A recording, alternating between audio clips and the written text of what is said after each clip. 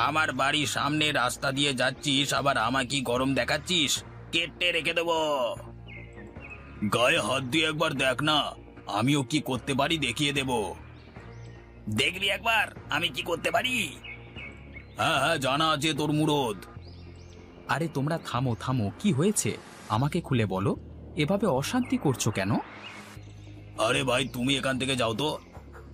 তুই আজকের পর থেকে আর আমার বাড়ির সামনে রাস্তা দিয়ে যাতায়াত করবি না।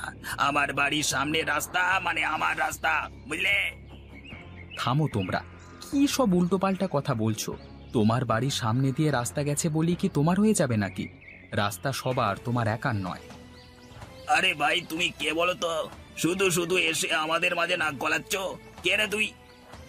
আমি শহর থেকে পড়াশোনা করে গ্রামে ফিরছি, আইন নিয়ে পড়াশোনা করেছি। রাস্তা তোমার বললে হবে? রাস্তাটা হলো সবই পুরো দেশের।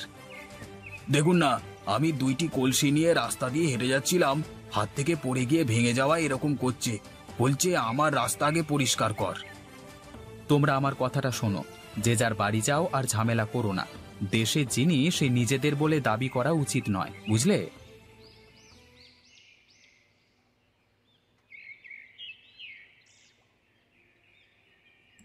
কোথায় গেল আমার ভাইটা? আজকে তো তার ফেরবার কথা। আরে তুমি অত চিন্তা করো না, মনে হচ্ছে ট্রেন দেরি করেছে, তাই জন্য এখনো আসেনি। হ্যাঁ, হতে পারে। আমার ভাই সুখী আইন নিয়ে পড়াশোনা শেষ করে ফেলেছে, এবার তাকে উকিল বললেই চলে। তুমি ঠিক বলেছ। ওগো, একটু বাইরের দিকে যাও না, দেখো না ছেলেটা এলো কিনা। যাচ্ছি, তুমি খাবার তৈরি করো, এক্ষুনি এলো বলে। আসেন উকিল সাহেব, আসেন আসেন, আপনাকে আমাদের গৃহে স্বাগতম। আরে দাদা, শুধু শুধু লজ্জা দিও না। লজ্জা কেন দেব?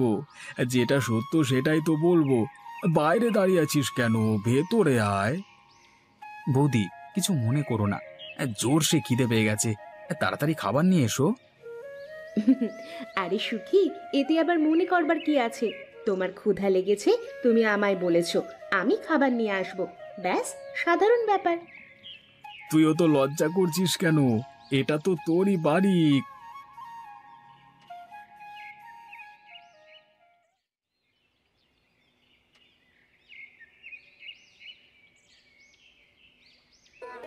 ভাই, তোদের ওইখানে শহরে সবকিছু কেমন রে?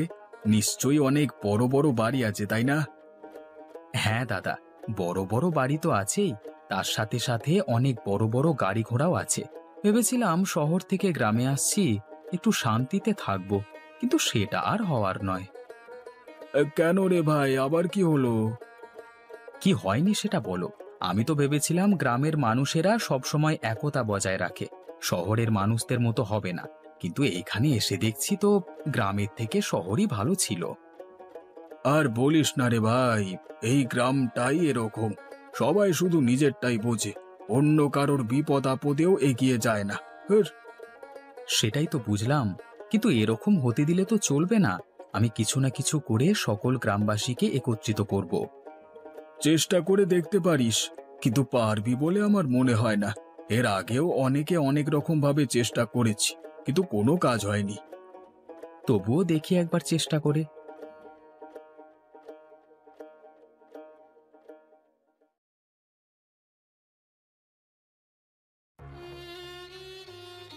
দাদা দেখো, ওইখানে মনে হচ্ছে কেউ শুয়ে আছে। তাড়াতাড়ি চল, ও শুয়ে নেয় রে, মনে হচ্ছে শরীর খারাপ হয়ে মাটিতে পড়ে গেছে। যা করবার তাড়াতাড়ি করতে হবে আমাদের। দাদা, একটু এদিকে আসুন না, দয়া করে আমাদের একটু সাহায্য করে দিন, মানুষটি অজ্ঞান হয়ে পড়ে আছে।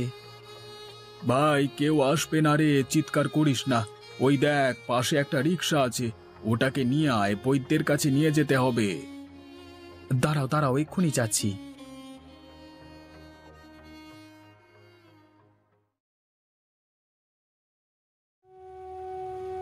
বৈদ্যমশাই, কি হয়েছে একটু ভালো করে দেখুন না। এই ব্যক্তির দেহে জলের পরিমাণ একদম কম, সেই জন্য অজ্ঞান হয়ে গিয়েছে। এখন তোমরা যেতে পারো, আমি চিকিৎসা করছি। জি বৈদ্যমশাই, আপনি আপনার কাজ করুন, আমরা এখন আসি।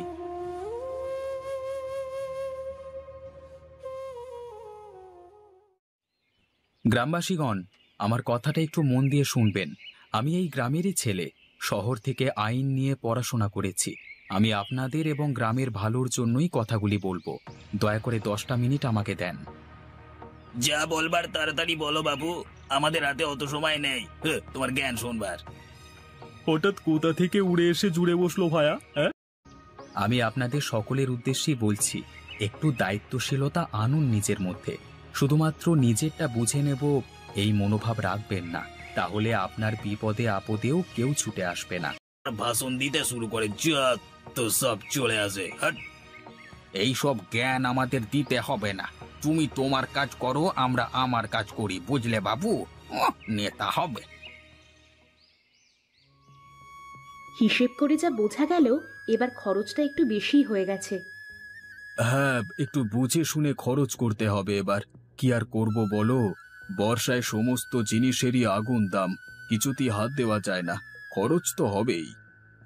আচ্ছা, এই মাসে যা হওয়ার হয়ে গেছে, পরের মাস থেকে একটু দেখে শুনে সংসার চালাতে হবে, বুঝলে? হ্যাঁ, বুঝেছি।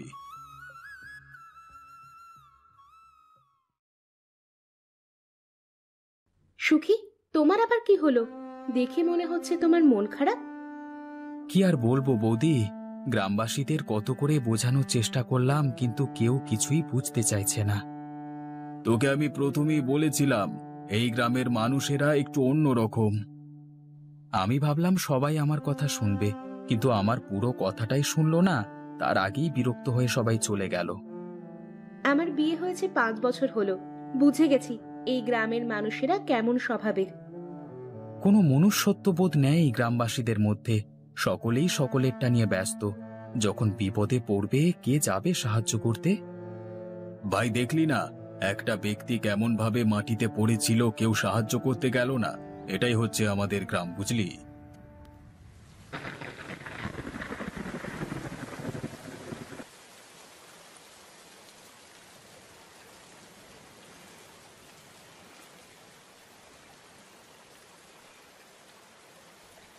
বাঁচাও, আমাকে কেউ বাঁচাও, আমি ভেসে যাচ্ছি, দয়া করে কেউ সাহায্য করো।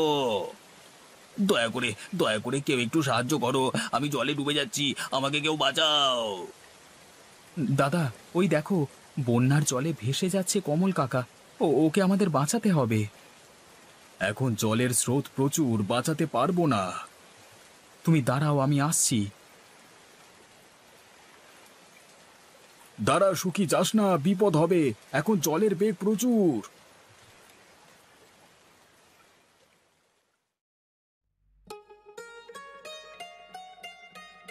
আমি আমি আমি কোথায়? আমাকে আমাকে বাঁচাও। ও বাবা, ও বাবা। কাকা কাকা, তুমি ঠিকই আছো। আমি সুখী, আমি তোমায় উদ্ধার করেছি, আর কোনো চিন্তা নেই তোমার। ধন্যবাদ সুখী। সেই দিন আমি তোমার সাথে বড্ড খারাপ ব্যবহার করেছিলাম, তার জন্য ক্ষমা চাইছি তোমার কাছে সুখী। হঠাৎই বন্যা হয়ে গেল, আমাদের সব গরুগুলি ভেসে গেছে।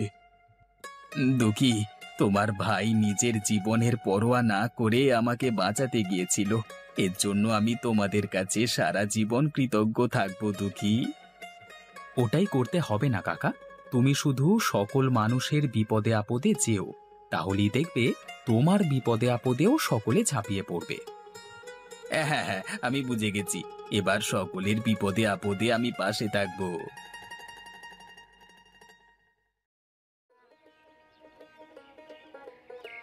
আমাকে ক্ষমা করে দাও সুখী, সেই দিন বড্ড অপমান করেছি তোমায়।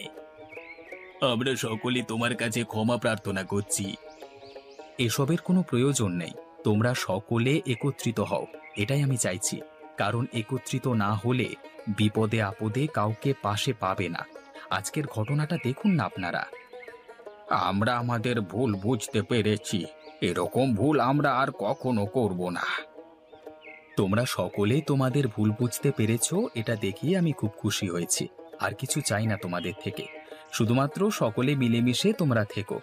মানুষই তো মানুষের পাশে থাকবে, মনুষ্যত্ববোধকে হারিয়ে ফেলো না। আজকে সত্যি আমার ভাইটির প্রতি খুব গর্ববোধ হচ্ছে, যে কাজটি অনেক বড় বড় ব্যক্তিরাও করতে পারেনি, সেই কাজ আমার ভাই করে দেখিয়েছে। আমাদের ভিডিও ভালো লাগলে লাইক করুন, আর ভিডিওটা কেমন লাগলো কমেন্টে জানাতে ভুলবেন না কিন্তু। এই রকম গল্প নিয়মিত পেতে চ্যানেলটিকে সাবস্ক্রাইব করুন, আর অবশ্যই বেল আইকনটি অন করে রাখবেন। আমাদের ভিডিও সবার আগে পৌঁছে যাবে আপনার কাছে। ধন্যবাদ।